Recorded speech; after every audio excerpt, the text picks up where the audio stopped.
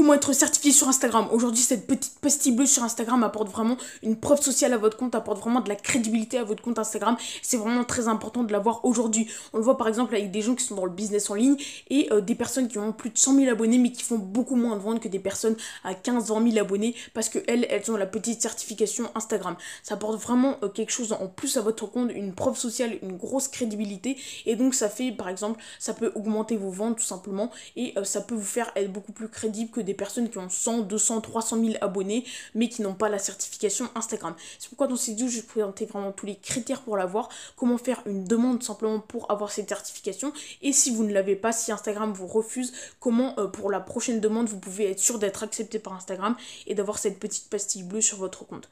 Donc déjà à quoi ça sert cette pastille bleue? Ça sert à reconnaître un vrai compte d'un fake compte. On l'a beaucoup vu il y a quelques mois par exemple ou une année je sais plus trop, mais avec les tout simplement les youtubeurs qui se faisaient usurper leur identité par tout simplement des fake comptes qui leur offraient des iPhones, etc. etc. Donc c'était vraiment de l'arnaque, etc. Et donc ça sert à ça, à reconnaître par exemple un vrai compte d'un fake compte. Ça marche du coup pour les célébrités, les personnalités publiques, etc. Mais ça marche également pour les entreprises, les marques, ceux qui font du business en ligne, etc. Ça marche un petit peu pour tout, tant que c'est pour tout simplement discerner un vrai d'un fake compte Instagram. Donc je vais vous présenter tout simplement comment faire votre demande et surtout comment, si elle est refusée, c'est probable que votre première demande soit refusée malheureusement, comment tout simplement à la prochaine demande être sûr d'être accepté. Donc on va passer tout simplement sur mon compte Instagram pour que je vous montre tout simplement comment être certifié, enfin un de mes comptes Instagram que d'ailleurs je flouterai pour pas montrer mes informations personnelles, etc. etc. Donc on est parti. Voilà, donc là, soit mon compte est flouté, soit j'ai beaucoup zoomé sur cette petite barre juste ici, ces trois petites barres qui vont me permettre simplement d'accéder ici à un petit tableau. Donc là, on va aller dans les paramètres. Donc soit les paramètres, elles sont comme moi ici tout en bas, soit elles sont tout en haut, ça dépend vraiment des gens. Donc par exemple, je vous remontre, moi, hop, voilà, moi c'est tout en bas ici dans paramètres, donc vous cliquez sur paramètres, ensuite vous allez tout simplement sur compte, donc compte c'est à côté de paiement et de aide, donc vous allez sur compte, et voilà, ici vous arrivez tout simplement dans une petite liste et il y aura demande de vérification entre publication originale et publication que vous aimez. Donc vous allez aller sur cette demande de vérification et c'est là que ça va se passer tout simplement pour que Instagram certifie votre compte.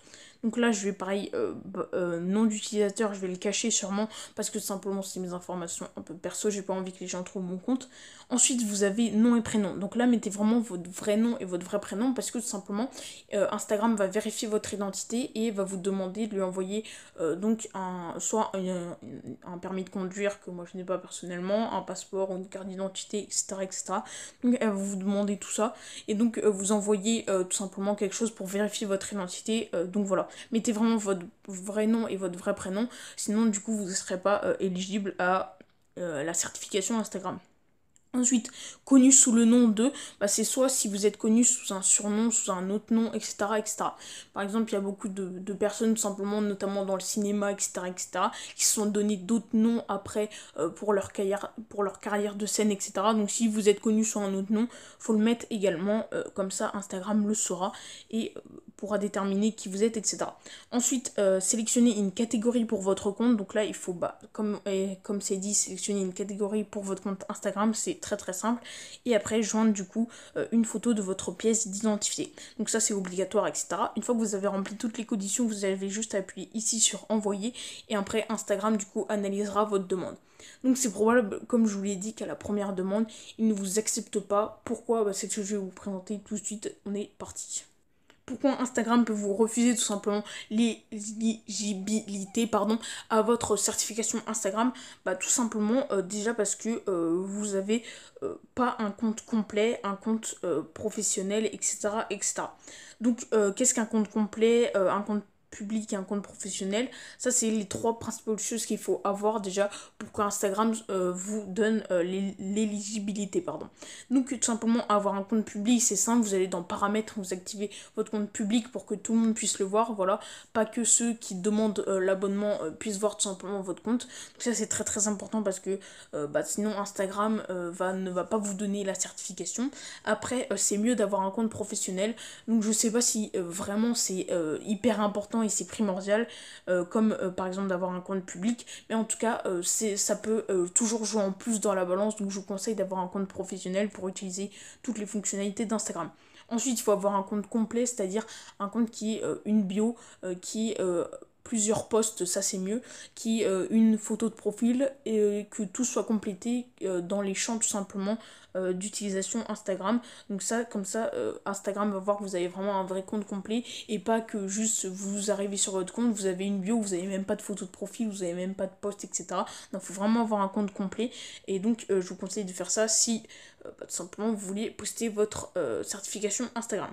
Ensuite, c'est mieux de ne pas faire du repost sur Instagram, c'est-à-dire de ne pas faire comme moi sur plusieurs de mes comptes, et c'est pour ça du coup que j'ai pas d'éligibilité sur mes comptes, c'est tout simplement de pas faire tout simplement du repost sur Instagram.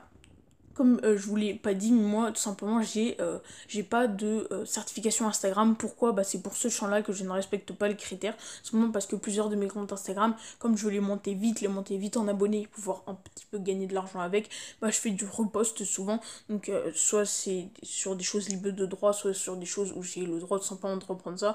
Mais c'est mieux d'avoir du contenu tout simplement qui est unique un petit peu, du contenu que seul vous vous faites. Donc si c'est des photos de vous par exemple ça va, mais essayez de ne pas faire du repost parce que sinon Instagram peut vous négliger votre certification et donc ne pas vous la mettre. Donc ensuite, il faut que vous parliez de vous autre part. C'est très important parce qu'il ne faut pas que vous soyez seulement connu sur Instagram. Si vous avez beaucoup d'abonnés sur Instagram, ça peut passer.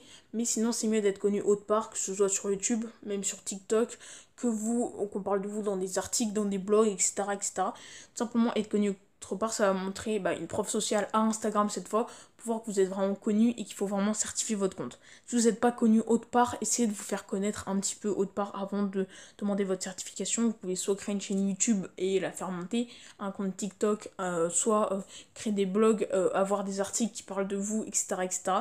Donc voilà, ça je vous laisse un petit peu faire, c'est sûrement le truc le plus compliqué et qui moi aussi fait que du coup je suis pas certifiée sur Instagram, en plus du repost, mais du coup voilà. Ensuite, il faut essayer plusieurs fois. Une fois que vous avez tout rempli, il faut vraiment essayer plusieurs fois. Je crois qu'il y a un délai de 30 jours, il me semble, un délai de un mois à peu près, pour tout simplement redemander une certification Instagram. Et je crois, ça je suis pas du tout sûre, mais je crois que c'est différentes personnes qui analysent à chaque fois votre demande. Donc du coup, des fois ça peut peut-être passer pour une personne et ne pas passer pour l'autre. Donc vraiment essayer plusieurs fois. Voilà. Donc c'est un délai de 30 jours. Et normalement, si vous remplissez bien toutes ces conditions, il n'y a pas de souci, vous allez avoir la certification sur votre compte Instagram. Donc voilà, maintenant j'espère que vous aurez votre certification Instagram. J'espère que cette vidéo vous a plu. Vous pouvez liker, commenter, partager, vous abonner, etc. Moi je vous dis à plus, vidéo plus courte que d'habitude, mais bon, c'est pas très grave. Et donc salut.